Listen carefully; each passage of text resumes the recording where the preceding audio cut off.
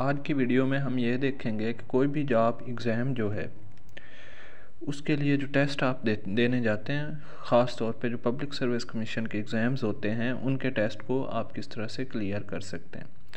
ये जो है 7 स्टेप फार्मूला है जो मैंने अपने जो पास्ट एक्सपीरियंसेस हैं उससे डिराइव किया है एंड आई एम होपफुल कि ये आपके लिए क्वाइट हेल्पफुल रहेगा। आपको इससे जो है बहुत फ़ायदा होगा।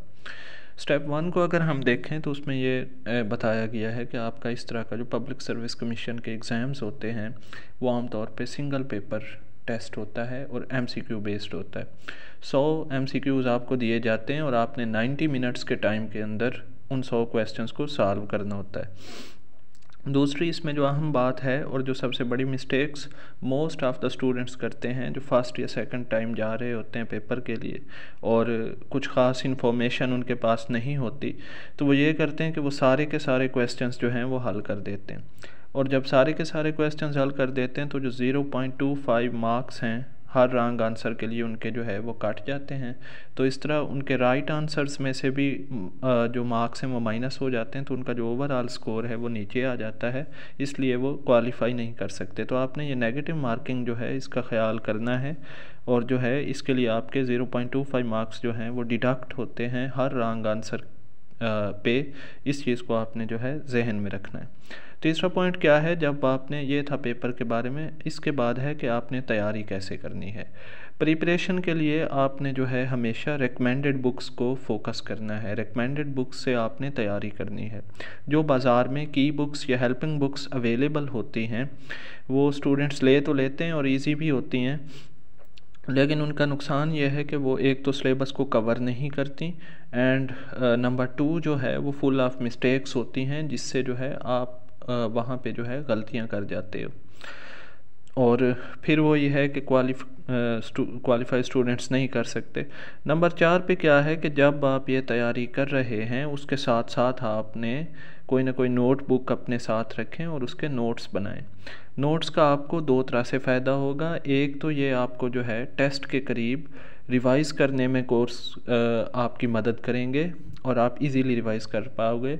और दूसरा इसका ये एडवांटेज है कि अगर आपने जो है रिटेन एग्ज़ाम को क्लियर किया है और उसके बाद आपको इंटरव्यू के लिए कॉल किया गया है, तो अगर आपके पास नोट्स नहीं होंगे तो इंटरव्यू के लिए आम तौर पे बस 1 आध महीना होता है, तो आपको सारा वो कोर्स पढ़ना पड़ेगा फ्राम A to Z और उसमें ये होगा कि आप वो कवर नहीं कर पाओगे, ना ही आपके पास कोई फ्लुएंसी होगी। इंटरव्यू के लिए जब आप जा रहे होते हो तो वहाँ पे आप फ्लुएंसी के साथ तभी बोल सकते हो जब आपकी उन चीज़ों पे ग्रिप होती है, आपके जो कॉन्सेप्ट्स हैं वो क्लियर होते हैं। तो कॉन्सेप्ट्स क्लियर तभी होते हैं जब आपने जो है नोट्स को जो है पढ़ा होता है।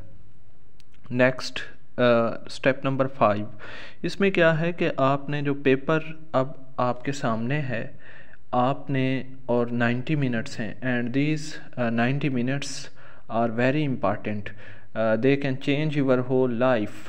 तो एक तो ये है कि 90 मिनट्स में आपने जो है अपना बेस्ट जो है वो पुट करना होता है। तो पेपर को कैसे आपने अटैम्प्ट करना है, मैंने हमेशा यूँ किया कि इसे 2 राउंड्स में तकसीम कर लेते हैं।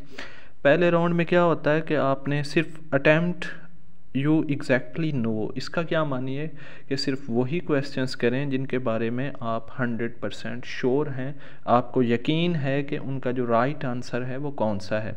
और ख़याल रखें कि ये आपने जो फर्स्ट राउंड है उसमें आपके पास इतने टाइम में आपने इसे कवर कर लेना है कि आपके पास एटलीस्ट 50 to 20 मिनट्स जो हैं 15 to 20 मिनट्स जो हैं वो आपके पास बाकी हों, ताकि आप सेकंड राउंड में जा सको। और सेकंड राउंड में आप क्या करोगे, सेकंड राउंड में आपने वही क्वेश्चंस करने हैं about which you are 70 to 80% sure, जिनके बारे में आपको 70 से 80% लगता है कि ये ठीक हैं, वो क्वेश्चंस करने हैं। और यहाँ पे आप क्या करोगे, यहाँ पे आप अप्लाई करोगे technique of elimination to make a genius guess, कि आपने जो है टेक्निक ऑफ एलिमिनेशन लगानी है। और ये टेक्निक ऑफ एलिमिनेशन क्या है इसके बारे में इंशाल्लाह हम नेक्स्ट वीडियो में डिस्कस करेंगे। आखिरी स्टेप क्या है कि ये दोनों जो राउंड्स हैं, round first and round second, इसके बाद आपके जो टोटल नंबर ऑफ़ क्वेश्चंस बनने चाहिए जो आपने अटैम्प्ट किए हैं वो 75 to 80 होने चाहिए इस तरह के पेपर में।